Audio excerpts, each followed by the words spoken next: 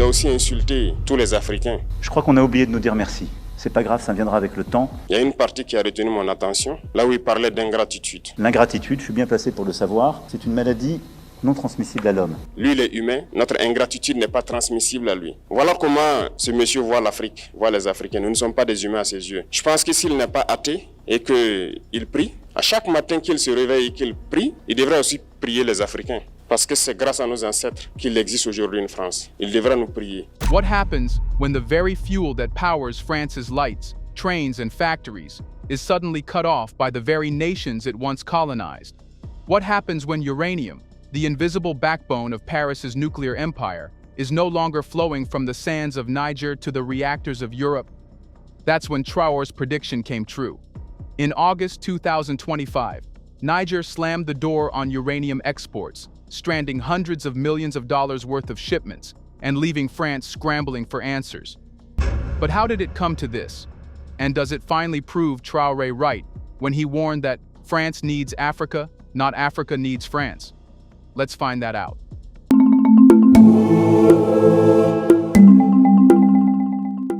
The story broke with the kind of shock normally reserved for natural disasters or political assassinations. One announcement from Niamey sent ripples through Paris. Niger was cutting all uranium exports to France. At first, it sounded like another round of rhetoric from the Sahel's defiant military governments. But this time it wasn't bluster. Border shipments were frozen, contracts were annulled, and French mining operations were effectively seized overnight. Orano, France's state-owned nuclear champion, watched helplessly as over $200 million worth of uranium sat immobilized in Nigerian soil. The images told their own story. French trucks idled in Niger's desert heat, guarded not by company security, but by the junta's soldiers. Contracts that had once been rubber-stamped in Paris were now scraps of paper, declared invalid by a government that insisted Niger's resources would serve its people first. French officials, who just months earlier dismissed Niger's junta as a temporary inconvenience, suddenly faced a logistical nightmare. In Paris, the shock was immediate. Emergency meetings at the Élysée Palace stretched late into the night. Energy executives briefed ministers on worst-case scenarios. The stock of Orano, already fragile after years of declining influence in Africa, sank further. Newspapers screamed of an energy crisis in the making. Commentators compared it to the 1973 oil embargo, when OPEC punished the West and sent fuel prices through the roof. This time, though, it wasn't oil, it was uranium, the hidden lifeblood of France's nuclear economy. The panic wasn't just about raw material, it was about symbolism. For decades, France had projected itself as the world's model of energy independence. Unlike Germany or Italy, it didn't have to fear Russian pipelines or Middle Eastern oil wars. Nuclear reactors dotted across French territory gave Paris a reputation for self-reliance. The sudden loss of Niger's uranium pulled the curtain back on that narrative, revealing that even France's most prized strength depended on African soil. Meanwhile, in Niamey, the announcement was delivered with a tone of finality. The junta declared that French mining rights, secured during decades of post-colonial dominance, were revoked. Niger's uranium, they insisted, would now be reserved for Nigerian development or sold to partners who offered better terms. In effect, they had turned France's energy crown jewel into a bargaining chip. The consequences were immediate. France was forced to turn to suppliers in Kazakhstan, Uzbekistan, and Canada, but these alternatives came at a price, literally. Global uranium prices rose, driven higher by uncertainty. Contracts had to be renegotiated in haste, with less favorable conditions. French industries braced for higher electricity bills, and households were warned of possible price hikes. Politicians sparred in parliament, accusing one another of allowing France's former colonies to slip from its grip. International observers, however, saw something larger unfolding. It wasn't just about uranium, it was about power. Niger, a country long dismissed as peripheral, had just demonstrated it could bring Europe's second-largest economy to its knees, or at least force it to sweat. It wasn't the total collapse that some predicted, but the message was clear. France was no longer untouchable. In African capitals, the move was celebrated as a turning point. Editorials hailed Niger's leaders as bold. Crowds in Ouagadougou and Bamako marched in solidarity, holding placards that read, "Our resources, our rules." The uranium cutoff was no longer just about energy. It had become a symbol of Africa's long-awaited defiance. And yet, beneath the celebrations and the panic, a crucial question lingered. If France had built its nuclear empire on the back of Niger's uranium, why had this vulnerability remained so invisible to the French public? How did a nation that prided itself on energy independence fail to admit that a small African country could hold so much sway over its future? That question leads us to the hidden history of France's nuclear addiction, a story the French state has preferred to keep out of the spotlight. To the average French citizen, nuclear energy has always been a source of national pride. School textbooks speak of France as a country that freed itself from the volatility of oil and gas, charting its path through atomic power. Politicians boasted that, unlike Germany, with its reliance on Russian pipelines, France stood apart, immune to energy blackmail. Yet the uranium cutoff from Niger exposed something Paris had carefully kept in the shadows. France's nuclear independence was never truly independent at all. The roots of this contradiction go back to the 1970s. In the aftermath of the global oil crisis, France doubled down on nuclear power as the backbone of its electricity supply. While the policy looked bold and visionary, it also created an insatiable appetite for uranium. But France's soil held no significant deposits. If the reactors were to keep running, the raw material had to come from elsewhere. That elsewhere was Africa. Niger, one of the poorest nations in the world, became central to France's grand nuclear project. Companies like Areva, the corporate predecessor of Orano, were handed long-term contracts that effectively allowed France to mine uranium on terms set in Paris rather than Niamey. For decades, Niger extracted the mineral under deals critics widely described as neo-colonial. France bought uranium at prices that kept its electricity cheap, while Niger remained trapped in poverty. Entire towns in Niger's mining regions saw little benefit beyond dangerous working conditions and radioactive dust, while French households enjoyed steady, affordable energy. This asymmetry was not an accident. It was designed. France constructed a myth of energy self-sufficiency while outsourcing the costs, both economic and human, to its former colony. The dependency was disguised under layers of rhetoric. French officials emphasized diversification, speaking of contracts with Canada or Kazakhstan, but rarely admitted that Niger alone accounted for roughly a fifth of France's uranium imports. The fact that this fraction was essential to keeping Paris lit was kept out of the public eye. For Niger, the resentment simmered for years. Successive governments questioned the fairness of the arrangements, but they lacked leverage. Paris wielded too much influence. French troops were stationed in Niger under the pretext of counterinsurgency. French aid was tied to political compliance, and French companies dominated the mining sector. It wasn't until the 2023 coup, when the junta expelled French troops and began tearing up the old contracts, that the imbalance could be reversed. What made the situation particularly striking was the secrecy that had surrounded it. Even as France declared itself an independent nuclear nation, it concealed the fact that its sovereignty was quietly underwritten by Niger's uranium mines. Most French citizens could name Russia as Europe's gas supplier, but few realized that their morning coffee brewed under a light bulb might have been powered by uranium pulled from Niger's desert. The illusion of autonomy was as much about controlling the narrative as it was about controlling the reactors. Now, that narrative has collapsed. The uranium cutoff didn't just stop a supply line, it exposed decades of hidden dependency. France's image of nuclear strength, carefully cultivated for nearly half a century, suddenly looked fragile, even hollow. The energy independence it sold to the world was built on contracts that could be revoked at a stroke by an African government bold enough to say no. And therein lies the crux of the crisis. France's vulnerability was not the product of sudden bad luck, it was the result of years of denying just how much it relied on Niger. With the veil lifted, a new question emerges. If this dependency was so deep and long-standing, why didn't France collapse the moment Niger pulled the plug? That answer lies in the stockpiles, backup contracts, and expensive workarounds that Paris rushed to activate. Stopgap measures that bought time, but not without consequences. Let's pause for a second to say, big thank you to the Black Culture Diary community, where Black voices, stories, and legacies are preserved and amplified. By becoming a member, you're not just supporting the channel, you're becoming part of a powerful cultural movement. Let's continue. When Niger slammed the brakes on uranium exports, many observers predicted an instant meltdown of France's energy system. After all, nearly 3/4 of the nation's electricity flows from nuclear plants, and Niger had supplied a critical share of the uranium to keep them running.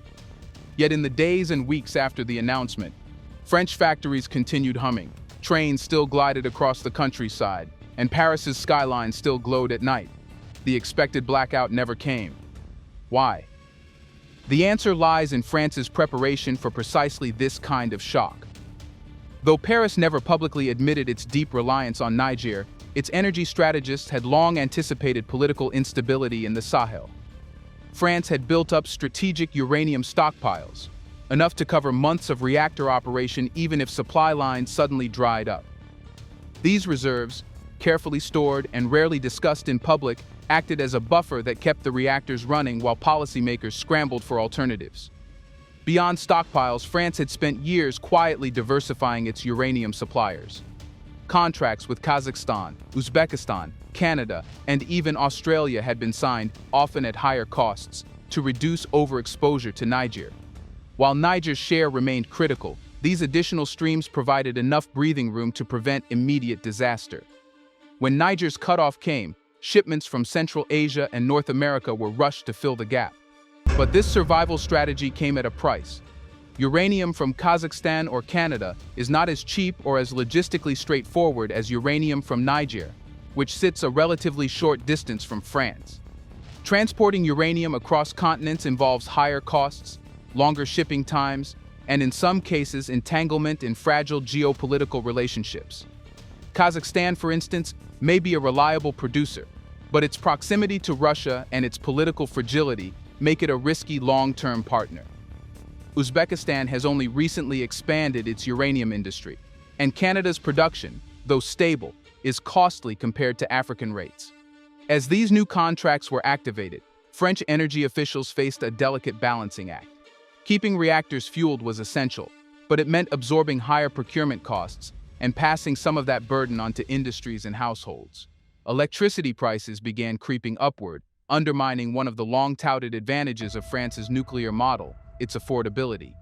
What had been a point of pride was now a source of anxiety. Meanwhile, Orano, France's state-owned miner, was hit hardest. Deprived of its crown jewel in Niger, the company was forced to pivot aggressively to other markets, but its costs ballooned. The $200 million worth of uranium stranded in Niger was only the tip of the iceberg. The company also lost the long-term revenue streams it had once taken for granted. Investors grew nervous, and Orano's diminished clout symbolized the broader decline of French influence in Africa. For now, France has avoided catastrophe. But the survival strategy is not without cracks. Stockpiles will eventually run out. Alternative contracts cannot fully replicate the stability Niger once provided, and the higher costs of sourcing from distant suppliers create vulnerabilities of their own, especially in a volatile global market where demand for uranium is rising as more countries embrace nuclear power to cut carbon emissions. This fragile balancing act raises an uncomfortable truth. France didn't collapse because it bought itself time, not because it solved the problem. Every ton of uranium shipped from Canada or Uzbekistan is more expensive than the one once hauled from Niger's deserts. Every week the stockpiles shrink. The risk grows that shortages will begin to ripple through the economy. Which leads to the next pressing question. If France is struggling to maintain its nuclear dominance through costly workarounds, what does this crisis mean for Africa, the very continent that once seemed powerless but now holds the cards? Here's a reminder to please like and share the video and subscribe to our channel to watch more videos on Black culture, history, civilization, and identity. Let's continue now. As France scrambled to patch its nuclear lifeline with expensive imports from faraway suppliers, the mood in Africa was entirely different. In Niamey, Ouagadougou, and Bamako, the uranium standoff was hailed not as a crisis, but as a turning point. For the first time in decades, African leaders were watching a former colonial power bend to their decisions rather than the other way around. The balance of power was shifting, and Niger's bold move had opened the door. What made this moment extraordinary was not only the act of cutting uranium exports, but the symbolism behind it. For generations, African nations had lived under an economic order where their resources served European needs first. Whether it was gold, oil, cocoa, or uranium, Africa extracted and shipped, while Europe reaped the benefits. The uranium showdown flipped that script. Now, Africa had something Europe desperately needed, and Europe could no longer dictate the terms. This was more than Niger acting alone.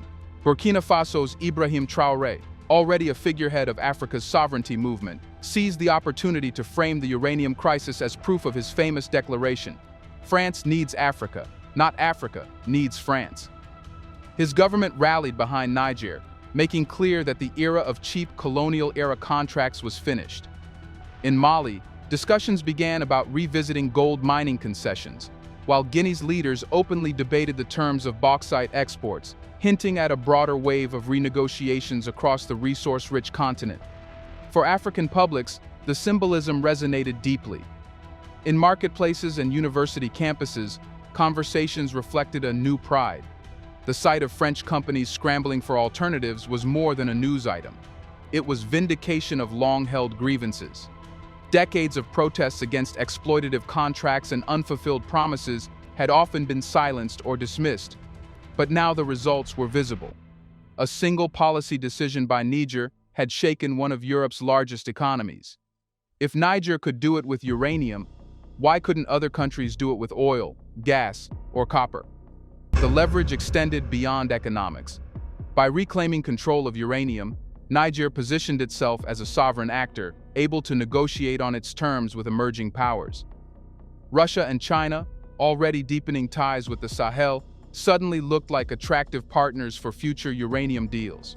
Both countries have invested heavily in nuclear technology, and both have an interest in countering Western dominance in Africa.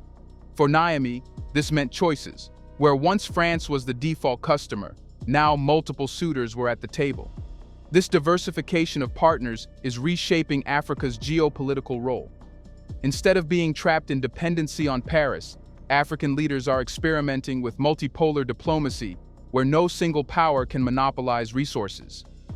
Niger's uranium decision, then, is not just about one commodity. It signals a wider refusal to let colonial legacies dictate modern trade. Of course, this newfound leverage comes with risks. Turning away from France does not automatically guarantee prosperity for Africans. The challenge is ensuring that uranium revenues are invested in development rather than lost to corruption or political patronage. But even with these risks, the symbolic victory matters. For the first time in living memory, Africans see their governments wielding resources as a weapon of negotiation rather than surrender. France's struggles with costly substitutes underline the point. Each dollar Paris spends securing uranium elsewhere is a reminder that Africa's resources are not infinite, nor easily replaceable. What used to be treated as cheap and guaranteed is now scarce and strategic. The message to Europe is unmistakable. Africa can no longer be taken for granted. But if Africa has gained leverage in this uranium standoff, what does it mean for the broader global stage? Is this merely a tug-of-war with France, or is it the beginning of a deeper realignment where Africa steps out of Europe's shadow altogether? The uranium cutoff may have started as a dispute between Niger and France, but its implications reach far beyond one mineral or one bilateral relationship. It is part of a broader story, a geopolitical reversal in which Africa is no longer the passive supplier of raw materials but an active player reshaping global power. For centuries, Europe extracted African resources with near impunity. Today, the script is flipping, and the uranium standoff is just the most visible chapter in this transformation. In the past, Africa's role in the global order was to provide. Colonies sent cotton, cocoa, oil, and minerals to Europe. In return, Europe exported manufactured goods and political influence. The asymmetry was so entrenched that it survived well after independence. French troops remained stationed in the Sahel. French companies dominated mining sectors, and the CFA franc kept much of West Africa tied to Paris. The uranium mines is that a member of the UN Security Council was forced to confront the reality that its strength is partly borrowed. Without Africa, erode Europe's monopoly and give African leaders room to negotiate terms they never could before. This realignment also exposes the fragility of Western narratives. For years, Paris and Brussels framed Africa as a continent dependent on European aid and stability. But the uranium standoff flips that perception. It is Europe that looks fragile, Europe that appears dependent, Europe that scrambles when Africa withholds. This shift is not just material, it is psychological. African publics, long accustomed to lectures from Western capitals, are beginning to see their leaders wield leverage and are demanding more of it. None of this means Africa's path will be smooth. Leverage can be wasted if revenues are mismanaged or if new partners simply replace France in old patterns of exploitation. But the symbolic power of the uranium crisis cannot be overstated. It has exposed the myth of European invulnerability and offered a glimpse of a world where Africa dictates terms rather than accepts them. For France, the damage is not only financial but reputational. Every time Niger holds firm, every time Traoré's words are quoted, Paris loses a piece of the authority it once enjoyed in Africa. The uranium standoff is becoming a case study in the decline of European influence, an empire's shadow finally fading under the weight of new realities. The larger question now is not whether France can keep its reactors running, but whether Europe as a whole can adapt to a world where Africa refuses to be treated as a subordinate. The uranium crisis has shown that African states, by uniting around sovereignty, can turn resources into power in ways that reverberate globally. And so, the story that began with stranded uranium in Niger ends with a much bigger truth. The colonial bargain is collapsing, and a new order is emerging. One where Africa is not just the world's resource basket, but a force capable of shaping the destiny of those who once ruled it. Traoré's words echo louder than ever. France needs Africa, not Africa needs France. What once sounded like a provocation is fast becoming the definition of a new age, an African century where sovereignty, leverage, and pride are no longer negotiable. Do you think France can survive without Africa's resources? Is Africa finally turning the tables on its former colonizers? Let us know in the comments section. Could this uranium standoff mark the true beginning of an African century? Do you want to watch more videos like this one? If so, subscribe to our channel and press the bell icon next to it. We have decided to bring videos on something nobody talks about: the Black culture, civilization, history, and evidence about how glorious Blacks have been. Thanks for watching, and until the next video, stay tuned.